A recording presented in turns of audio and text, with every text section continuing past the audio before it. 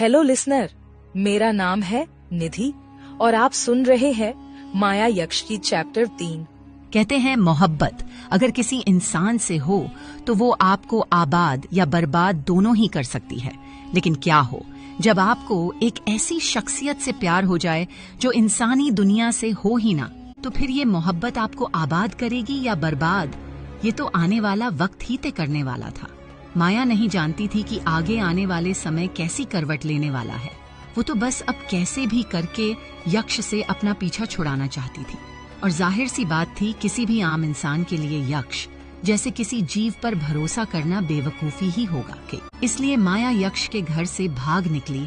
लेकिन चारों ओर बर्फ से ढके जंगल में भागते हुए माया सियारों के झुंड से जा घिरी। माया को लगा कि आज उसका आखिरी दिन है, लेकिन वो गलत थी, क्योंकि यक्ष के रहते वो कैसे ऐसा सोच सकती थी। यक्ष ने पलक झपकते ही उन सभी सियारों को मौत के घाट उतार दिया।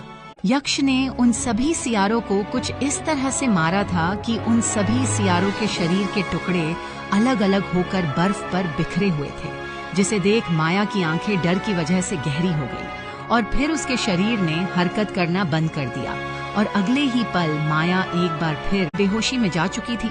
माया बेहोशी की हालत में बर्फ पर बदहवास सी लेटी हुई थी और यक्ष उसे अपनी लाल आंखों से घूर कर देख कर रहा था। उसने पे कि नजर माया के सफेद पर छू के चेहरे की ओर देखा और बोला, कितनी कमजोर हो तुम माया। और फिर वो उसे अपनी बाहों में उठा एक बार फिर अपने घर यानी अपने महल ले गया। महल के दरवाजे के बाहर खड़ा पुरुषोत्तम यक्ष का ही इंतजार कर रहा था। वो उस समय रसोई घर में ही था जब उसने रसोई घर की बड़ी से खिड़की से बाहर की ओर माया को भागते हुए देखा था। और फिर एक बड़े से काले धुएं को उसने महल से बाहर की ओर जाते हुए देखा, जिसे देख उसे समझते हुए ये देर नहीं लगी कि ये उसके मालिक ही हैं, जो शायद उस लड़की का पीछा करते हुए उसके पीछे जा रहे हैं। पुरुषोत्तम ने जब यक्ष को माया को अपनी बाहों में उठाए हुए देखा तो उसने यक्ष के आते ही उसके आगे अपना सिर झुका दिया। वही यक्ष ने महल के अंदर आते हुए बिना पुरुषोत्तम को देखे उसे हल्दी की जड़ का सूप बनाने के लिए कहा और वो सीधा माया को उस कमरे में ले गया जहां माया की नींद खुली थी। एक बार फिर यक्ष ने माया को उसी बिस्तर पर सुला दिया जिस बिस्तर पर माया अभी कुछ देर पहले सोई हुई थी। माया जो यक्ष से बचने के लिए नंगे पैर ही बर्फ पर भाग रही थी, इस बात की फिक्र न करते हुए कि इसका अंजाम क्या हो सकता है। उसके पूरे शरीर को अब ठंड ने जकड़ लिया था। यक्ष ने जब माया के ठंड से ठिठुरते हुए शरीर को देखा तो उसने माया के सिर पर अपना हाथ रख अपनी आंखें बंद कर ली और अपने होंठों को हिलाते हुए कुछ मंत्र बुदबुदाने लगा। और थोड़ी ही देर में माया का शरीर अब शांत हो चुका था। यक्ष ने एक बार माया के चेहरे को देखा, जिसकी रंगत अब सामान्य हो चुकी थी। उसने माया को देख खुद से कहा, लगता है तुम मेरी असलियत जानने के लिए अभी तैयार नहीं हो माया, इसलिए मुझे तुम्हारी उस याद को भुलाना होगा जिसमें तुम मुझसे मिली थी। मुझे माफ करना। इतना बोल यक्ष ने एक बार फिर से माया के सिर पर अपना हाथ रखा और अपनी आंखें बंद कर फिर कुछ मंत्र बुदबुदाने लगा। यक्ष ने फिर अपनी आंखें खोली और फिर सोई हुई माया को कमरे में अकेले छोड़ वो वहां से गायब हो गया।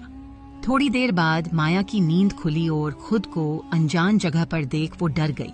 उसने अपने चारों ओर नजर दौड़ाई तो वो इस वक्त एक आलीशान कमरे में मौजूद थी। माया अभी थोड़ी देर पहले जो कुछ भी हुआ था वो सब भूल चुकी थी। माया को ये याद नहीं था कि थोड़ी देर पहले वो इस कमरे में यक्ष से मिली थी और उसकी असलियत जान वो यहाँ से भाग गई थी और बर्फ से घिरे जंगल में सियारों ने उसे घेर लिया था। माया के जहन में अभी थोड़ी देर पहले की यादें कहीं खो गई थी।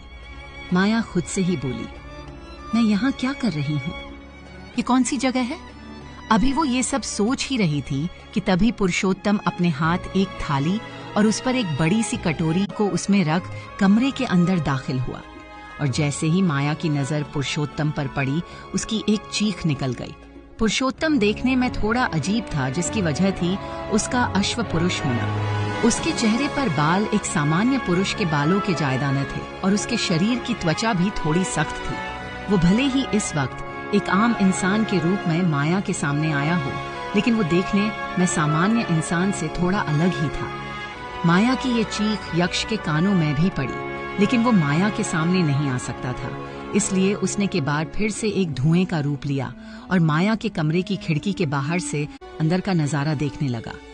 उसने देखा इस वक्त पुरुषोत्तम माया के लिए बनाया गया सूप लिए खड़ा था। वहीं माया बिस्तर पर अपने दोनों हाथों से अपना मुंह छुपाए बैठी थी। ये देख यक्ष ने अपनी आंखें बंद कर लीं और बोला, पुरुषोत्तम, तुम्हें खुद पर ध्यान देना चाहिए। पुरुषोत्तम, जो अपने मालिक की मौजूदगी भांप चुका था, उसने एक नजर खिड़की की ओर दी जहां उसे यक्ष एक काले धुएं के रूप में दिखा। लेकिन अगले ही पल वो उसकी लाल आंखों को देख थोड़ा घबरा गया और उसे समझ आ गया कि उससे गलती हो गई है।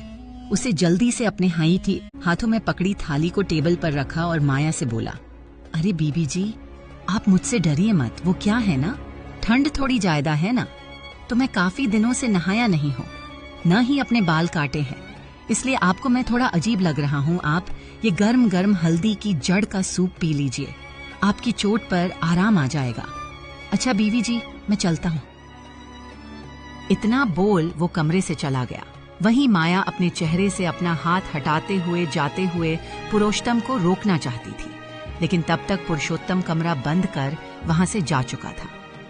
माया ने एक नजर पुरुषोत्तम की लाई हुई थाली पर नजर दी। तभी उसे एहसास हुआ कि उसने तो 3 दिन से कुछ खाया ही नहीं है। इसलिए माया ने अभी सबसे पहले अपनी भूख को शांत करने के बारे में सोचा और जल्दी से सूप के कटोरे को अपने हाथ में ले उसे पीना शुरू कर दिया। यक्ष, जो खिड़की से बाहर माया की हर एक हरकत पर नजर रखे हुए था, उसने जब माया को सूप पीते हुए देखा तो वो वहां से चला गया। लिसनर्स, आई होप आपको ये कहानी पसंद आ रही होगी। अगर आपको ये कहानी अच्छी लग रही है तो प्लीज चैनल को लाइक, शेयर और सब्सक्राइब करें।